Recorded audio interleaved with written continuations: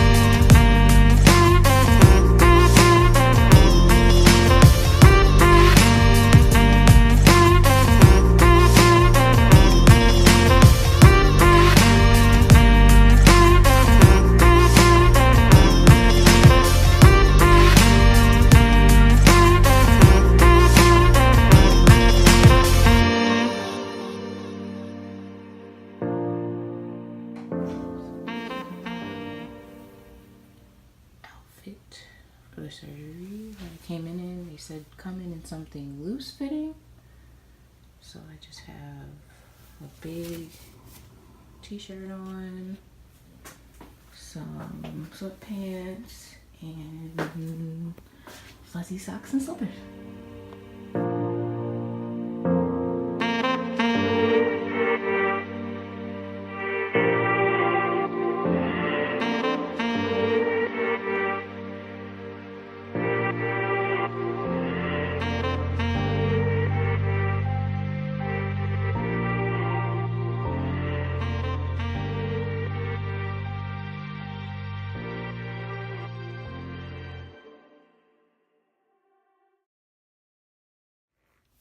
So as I mentioned in a previous video, the hospital would call and let me know what time my surgery was. And as you saw from the clips before, my surgery did get pushed up into an earlier time, which I wasn't too excited about because I'm not really a morning person, but it was no big deal. So we got there, I want to say a few minutes before they started doing the registration. So we did have to wait a couple minutes, but once they started it up, I filled out some paperwork, kind of waited a while, and once everyone that was having a surgical procedure done finished their paperwork or arrived there, we were all taken back to the surgical waiting area. And I think I was the second person they took back. I believe so. I think it was the second person they took back. So they took me back, they took a urine sample, and after that I went in the room, got changed and everything, and just kind of waited a little while. I don't remember exactly how long, but I just kind of waited, watched some TV. And in the time that I was waiting, you know, the nurses and everyone were coming in and out. I was asked questions, and then the anesthesiologist came in and he kind of talked with me, asked questions. He wanted to see my teeth. Like, they had me smile. I think two different people did. The anesthesiologist and someone else. They had me smile, and he kind of wrote down that one of my teeth was chipped or is chipped. And, you know, just kind of asked questions, just asked if I had any concerns, if I've ever been under general anesthesia before, which I haven't. Oh, maybe I have. I don't know. Yeah, I have. What am I talking about? So he just kind of asked questions and asked if I had any questions, you know, as far as being under anesthesia goes. And I really didn't have any. I felt like it was pretty straightforward. So he left, and then my doctor came in, and she asked if I had any questions as well. She ran through again, you know, how the surgery was going to go step by step, and explained it again. And from there, I want to say like a few minutes later, the nurse and, well, a couple of nurses came back, and one of them, he gave me, I can't remember the name of I don't remember what it was called, but he put medication in my IV, and it was for like anti-anxiety, because I guess people, you know, like once they're getting wheeled back there, it kind of makes them nervous, which I wasn't really nervous about it anyway, but I can't really say if it would have made a difference if I didn't have it, because I wouldn't know. Once I got in the actual room where they were performing the surgery at,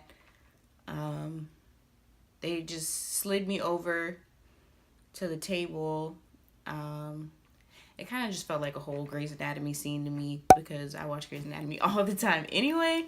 But they slid me over to the table. You know, I laid back. They set my arms out, and I didn't count backwards or anything like that. He just kind of kept talking to me, and then after a while, put the mask on, and I was out. So from there, when I woke up, I didn't like just wake right up. I was kind of like in and out. It felt like I was like waking up and going back to sleep, waking up and going back to sleep. But when I was finally up for long enough, I guess, the nurse that was sitting next to me, she just kind of was like, "Hey, sunshine," or something that she said. And I just kind of like looked at her like, where did you come from? Because I didn't meet her originally. But, and from there, I guess we just kind of waited for a while after I woke up. But I just kept feeling like I really, really, really, really, really had to pee. So I told her that, and she was like, "Well, you shouldn't have to pee because, you know, they had a catheter in, but I can get you a bedpan and we can see if you have to go." So she did that. I tried to pee so hard, but it nothing came out. I don't know if it was the catheter or whatever, but my urge to pee was so strong, but I didn't pee at all.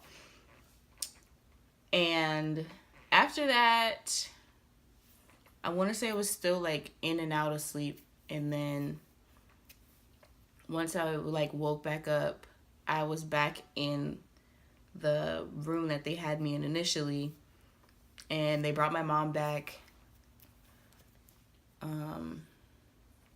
Actually, I think she was already there when I came in the room. I don't know, that whole portion, like after me waking up, it was kind of a blur. The only significant moment was me really having to pee. That's what I remember most. So from there, my doctor came back in the room. She said that I do in fact have endometriosis. It was found in 3 different spots. And, you know, they just kind of told me what to do recovery-wise. And then after that, we would further discuss everything at my post-op appointment. Which is fine, because I was kind of out of it anyway. I wasn't going to remember. But she actually showed my mom the pictures, which I'm hoping at my post-op appointment I'll see those pictures too. My nurse told me, you know, which if you've researched it a lot or you've watched a lot of people here on YouTube talk about it, or you've read a lot of articles, a lot of people will talk about like that gas that they pump into you not leaving everywhere. And a lot of people will complain about having shoulder pains. So the nurse did warn me of that. And she said that I just kind of had to, in the process of me recovering, just keep, you know, getting up and walking occasionally. So hopefully that gas will find its way out. So from there, you know, I got dressed. She helped me get dressed and everything. And after that, I was wheeled out to... And after that, I was wheeled out to the car, and my mom pulled up, and we left. I do have a clip of her telling me, because like I said, I was in and out so much that it had to be said again. So I do have a clip of her explaining everything to me, and I will insert that right here.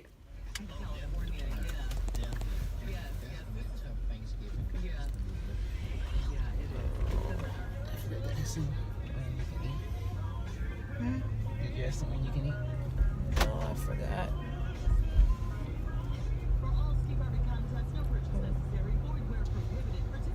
How long did it take?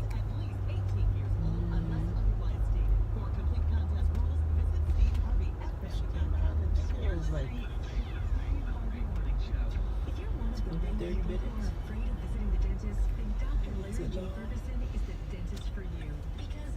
Did she say anything? Or do I have to wait until my appointment? She did find 3 spots of the endometriosis. She burned them. She wants you to come back in a week. And they were small spots. She showed the picture of it. She say where?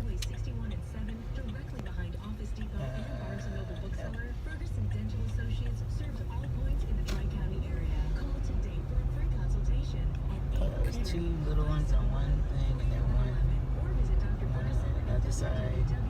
It's a little bit bigger than the other 2. She went in and burned them.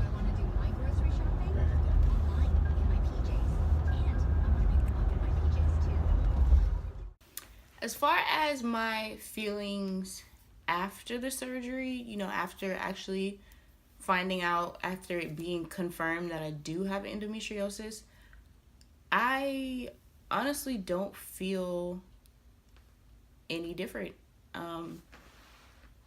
I knew going in that the surgery wasn't going to be, the cure for all the pain that I've been feeling and things like that, because there is no cure for endometriosis. So going in, I didn't expect for there to be, it's miraculously gone, you know? I just needed that confirmation. So now that we know, where do we go from here? So that I don't feel any different. I'm just glad that now now there is an explanation. It's not just in my head. It's not just me being over dramatic. It's real. So from here on out, I guess I'm gonna be keeping everyone updated on, you know, my life now living with endometriosis, and it's been confirmed. I know that I have a long road ahead of me, but as long as I keep my faith, as long as I keep a positive mindset, I am going to get through it. I'm gonna get through it. So that's it for this video. Most likely what you'll be seeing in my next video will be my post-op appointment, talking to my doctor, what she tells me, and after that, probably just an update maybe, and then from here on out, we're talking about me living with endometriosis.